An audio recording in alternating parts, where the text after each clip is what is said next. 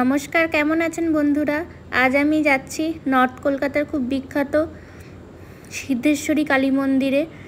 এটা আমার বাড়িটি খুব কাছে। আমার দমদমে যেহেতু একটা বাড়ি আছে, আমি ঠাকুমার সঙ্গে দেখা করতে এসেছিলাম এখান থেকে সোজা বেরিয়ে পড়লাম সিদ্ধেশ্বরী কালী মন্দিরের উদ্দেশ্যে।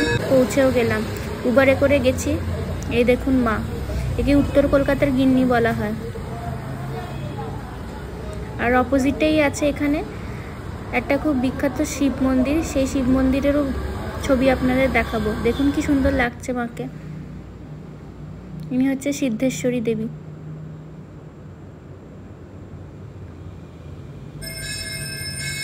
এই সেই শিব মন্দির, খুব সুন্দর।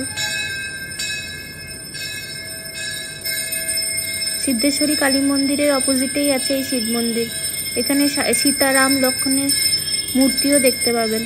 এখানে খুব সুন্দর করে পুজো দেওয়া হচ্ছে। আমার ভীষণ ভালো লেগেছে জায়গাটা।